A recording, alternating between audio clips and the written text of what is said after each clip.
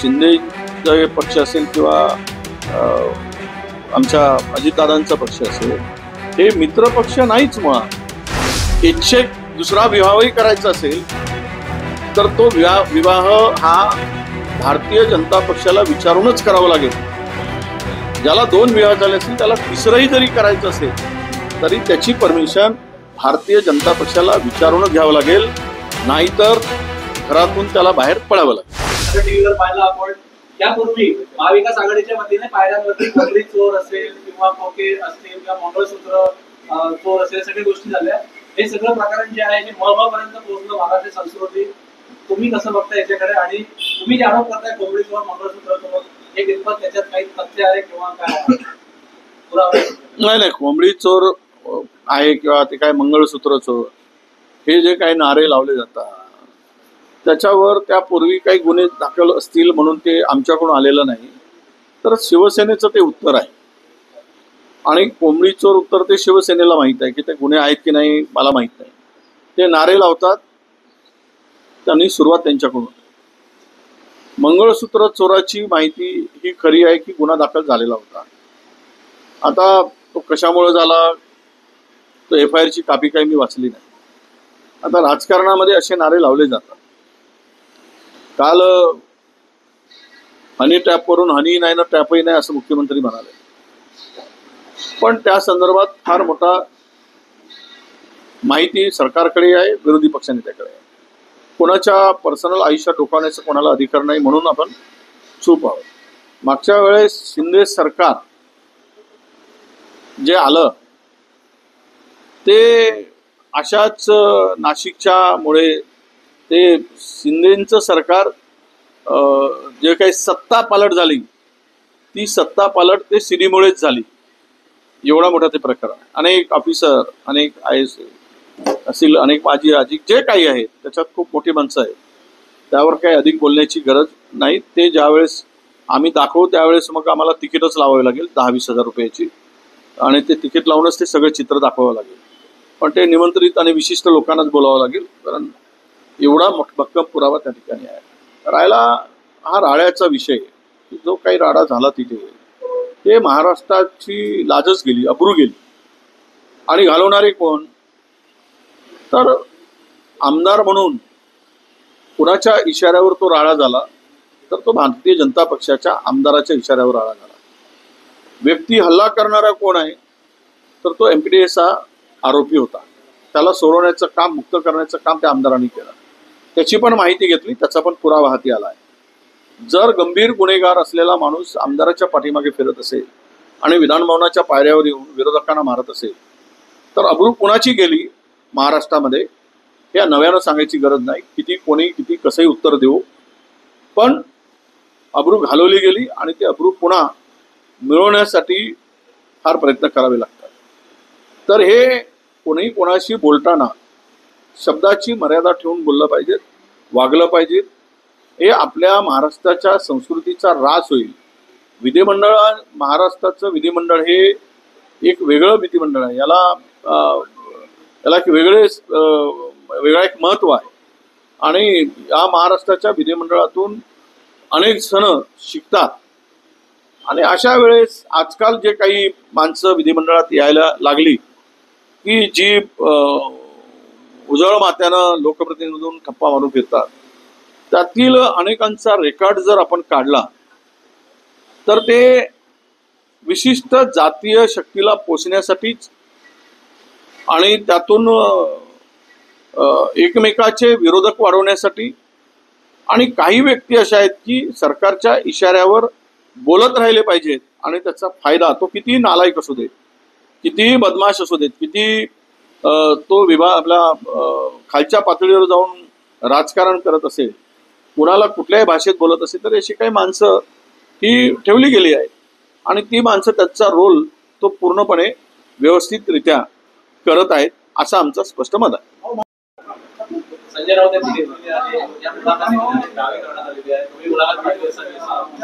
मी अजून पाहिलेली नाही काल, कारण मी पूर्ण मुलाखत मी ऐकलेली नाही, पाहिली नाही.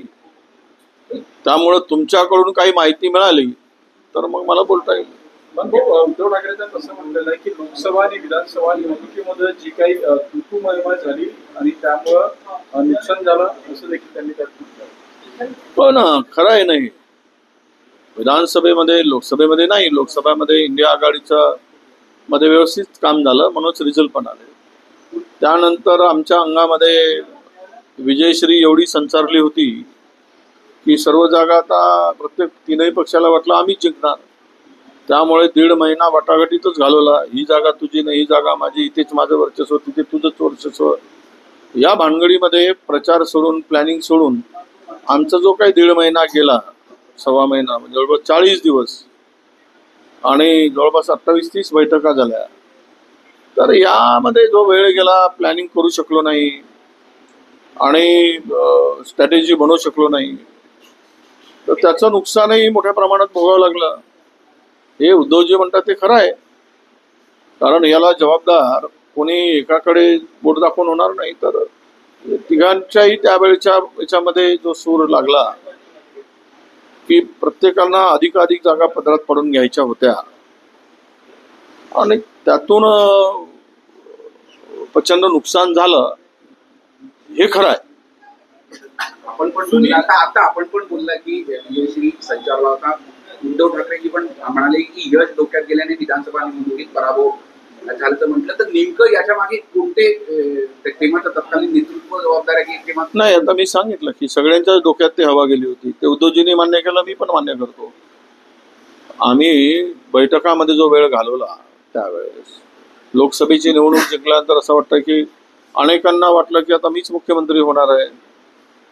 अनेकांना वाटलं त्यात म्हणजे पहिले सत्ता आणण्यासाठी प्रयत्न करायला पाहिजे, तर पहिले पदावर खुर्ची ठेवून प्रयत्न करत होते. हे पण नुकसानीचंच कारण आहे. उद्धवजी बोलले ते खरं बोलले आणि मी पण बोलतोय, मी पण खरं बोलतोय. मी सुद्धा खोटं बोलत नाही. राज ठाकरे अजूनही सोबत असल्याने हा विषय होता. यापूर्वी अनेकदा तुम्ही भाषणामध्ये सांगितलं मुख्यमंत्री व्हावे, तुम्ही व्हावे म्हणून अनेकांनी भाषणात सांगितलं. मग तुम्ही सांगितलं हरभऱ्याच्या झाडावर चढू नका वगैरे. तर तेव्हा अशी परिस्थिती होती का तुमचं सरकार येण्याचं आणि अतिउत्साहामुळे मुख्यमंत्री आम्हीच बनणार या दाव्यामुळे काही घोळ झाला का? बघा, घोळ 2-3 प्रकारे झाला. भाजपाची निवडणूक स्ट्रॅटेजी जी आहे, या प्रत्येक राज्याचं आपण हे जर पाहिलं की विरोधकांना पूर्णतः नामशेष करायचं, म्हणजे 5-10 वर्ष विरोधक पुन्हा वर डोकं काढू नये एवढं यश मोठ्या प्रमाणात मिळवायचं. तर ते कसं मिळवायचं, तर कुठल्याही टोकाला जाऊन मिळवायचं. लोकशाहीची हत्या करून मिळवता आलं तरी चालेल, संविधानाची हत्या करून मिळवता आली तरी चालेल, मतदाराशी बेमानी करूनही निवडणूक जिंकत आली तरी चालेल. येन केन प्रकारे निवडणूक जिंकायची आणि विरोधकांना नामवणूक करायची. कदाचित तुम्हाला माहीत असेल की सोशल मीडियावर निवडणुकीच्या पूर्वी विधानसभेच्या प्रचंड सरकारच्या विरुद्ध रोष होता. तीनही पक्षाचे सत्तेमध्ये बसले. सगळ्यात जास्त शिव्याचा वापर त्यावेळेस आपण 10 पैकी 8 लोक सरकारच्या विरुद्ध बोलताना आणि तीनही पक्षाच्या विरुद्ध बोलताना दिसत होते. मग असा काही चमत्कार झाला की एवढे मोठ्या जागा आल्या आहेत लोकसभेमध्ये आणि 6 महिन्यात एवढा फरक पडतो का? त्यामध्ये झालाच. दुसरी गोष्ट, आम्ही पण बेसावध राहिलो. आम्ही सांगितलं की मलाही अनेक जणांनी सांगितलं तुम्ही मुख्यमंत्री पदाचे, मला आपण आपली अवकातच नाही तर अवकातीच्या बाहेर आपण कशाला बोलायचं? ज्यासाठी आम्ही त्यासाठी पात्र आहोत की नाही, पण निर्णय किंवा हे काही आपल्या अधिकारात नाही आणि दृष्टिक्षेपातही नाही.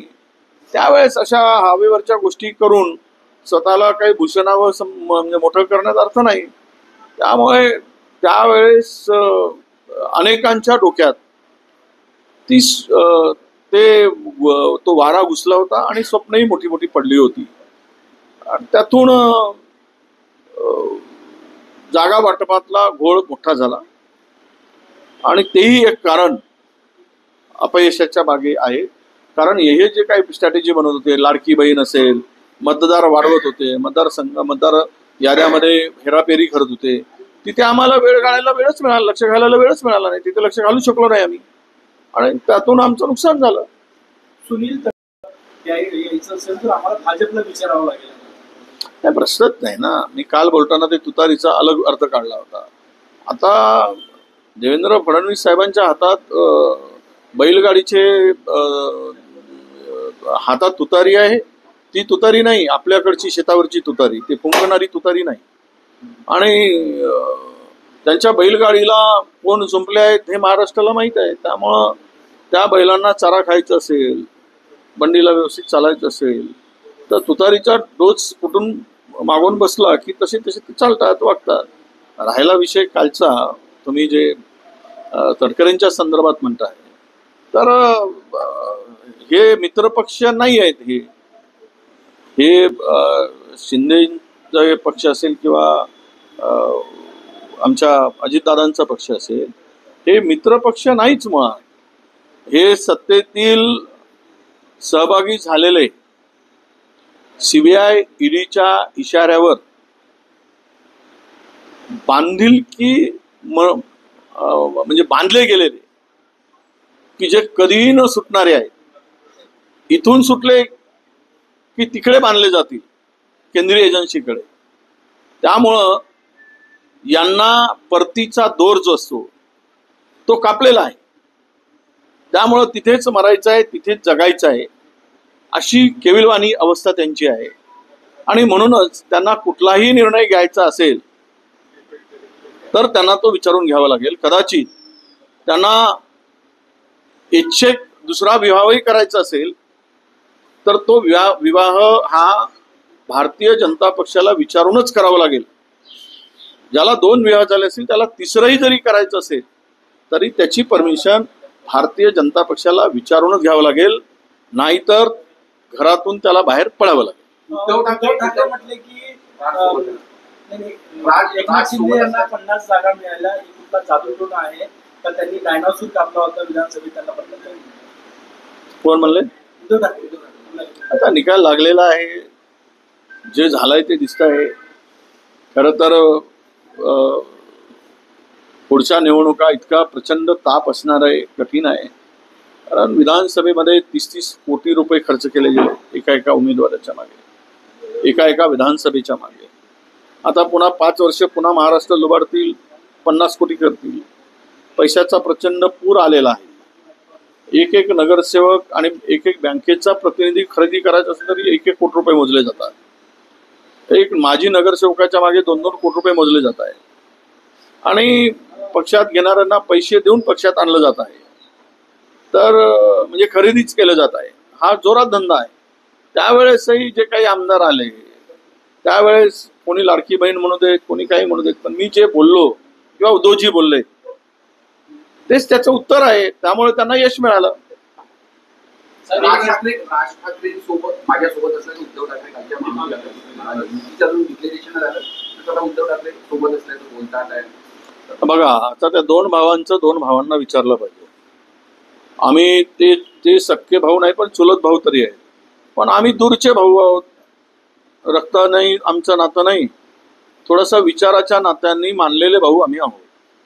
त्यामुळे ते आम्हाला विचारून काही आतल्या घरातल्या गोष्टी करणार नाही. ते राज ठाकरे आणि उद्धव ठाकरे सांगू शकतील की त्यांना एकत्र यायचं आहे, नाही यायचं आहे, की काय निर्णय घ्यायचा आहे, तो त्यांचा विषय आहे. महाविकास आघाडी म्हणून आम्ही 3ही जण एकत्र राहावेत ही आमची भूमिका आहे. आणि संजयजी राऊत म्हटल्याप्रमाणे महाराष्ट्रामध्ये निवडणुकीमध्ये महाविकास आघाडी होती, लोकसभेच्या निवडणुकीमध्ये इंडिया आघाडी होती. आता लोकल निवडणुकीमध्ये ही आघाडी काही ठिकाणी होईल, काही ठिकाणी होणार नाही. कारण स्थानिक लोकांनी तो निर्णय घ्यायचा आणि ही जबाबदारी किंवा हा निर्णय आम्ही स्थानिक लोकांवर सोडलेला आहे. हो, पण ते राज ठाकरे चालेल का, किंवा जर ते सोबत जाणार असेल तर काँग्रेसची काय भूमिका? असं हे लग्न होण्यापूर्वी तुम्ही उपस्थित राहणार का? आता पत्रिका मिळाली तर जाऊ, नाही मिळाली तर आम्ही आपल्या घरी राहू. पण ते पहिले तर त्यांचं काय होतंय ते तर कळू द्या. त्यावर जर तर आता आपण कशाला विचार करायचा. राज ठाकरेंनी निशिकांत दुबेंना म्हणजे पलटवार केलाय. मुंबई में आओ, समंदर में डुबो डुबो के मारेंगे. असं आहे त्यांचं वक्तव्य मराठी बांधवांना प्रोत्साहित करण्यासाठी आहे. असलंही पाहिजे. शेवट काही ही राष्ट्रभाषा नाही, हिंदी नाही, मातृभाषा आहे. पण हिंदीचे काय आम्ही दुश्मनही नाही. महाराष्ट्रातील जी अस्मिता, महाराष्ट्राच्या संस्कृतीला धरून जे काही साधू संतांच्या वाणीतून एक संस्कारमयी माणूस घडवण्यासाठी या भाषेचा वापर मराठीची निर्मिती झाली असं मी मानतो. राहिला विषय की हिंदीचा विरोध करणं हे ऐच्छिक भाषा ती ठेवावी. आम्हीही 5व्या वर्गापासून हिंदी शिकलेली आहे, त्यामुळं पहिल्या वर्गापासून हिंदी सक्तीनं असू नये इथपर्यंत ठीक आहे. पण यामागचं राजकारणच मला वेगळं दिसत आहे. हे जे काही चाललेलं आहे आज हिंदी भाषिक मतांचं प्रचंड मोठा गट्टा निर्माण करण्यात यशस्वी झालेत देवेंद्र फडणवीस. आणि मुंबईमध्ये 30-35% वर आता मराठी राहिलेला नाही. मग जे उर्वरित आहेत त्यातील अल्पसंख्याक काढलेत तर जवळपास 42% जवळपास हे सगळे हिंदी भाषिक लोक त्या मुंबईत आहेत. आणि मुंबईतील मराठी माणसं वगळून हिंदी भाषिक लोकांना एकत्रीकरण करण्यात मराठीचा मुद्दा काढून हिंदीचा मुद्दा लादून देवेंद्र फडणवीस यशस्वी झाले. राहिला मराठी बांधव तर मराठी मतं काही 100% एका ठिकाणी राहतील असं काही चित्र नाही. अनेक ठिकाणी ते मराठी मतं विभागली जातील, त्यांचं विभाजन होईल, त्यांची वाटणी होईल. अशा वेळेस फायद्यात मराठी म्हणून कॉर्पोरेशनला, भारतीय जनता पक्षाला अधिक फायदा होईल. आणि त्या स्ट्रॅटेजीचा भाग म्हणून कदाचित हे काही चाललंय त्याचाही गंध आहे का, त्याचा वास आहे का, हे येणारा काळ सांगेल. आत्ता मी काही बोलू शकत नाही. परंतु एकूणच आजचं जे काही मुंबईतलं राजकारण आहे, जी भाषेचा वरून वाद निर्माण झालाय, एकामेकाला ठोकण्याचं काम जे सुरू झालंय आणि हिंदी वर्सेस मराठीत एकमेकाचे दुश्मन म्हणून उभं केलेलं आहे, ह्या निवडणुकीच्या साठी केलेली ही एक स्ट्रॅटेजी आहे, हे प्लॅनिंग आहे. आणि यात अनेक जण ट्रॅप होत आहेत. तो ट्रॅप होणारे नेमके कोण हे फार दिवस नाही तर महिनाभरामध्ये आपल्या सगळ्यांच्या लक्षात येईल, महाराष्ट्राच्या लक्षात येईल. राज ठाकरे ट्रॅपमध्ये सहभागी आहेत त्याचा तुमचा थेट आरोप आहे.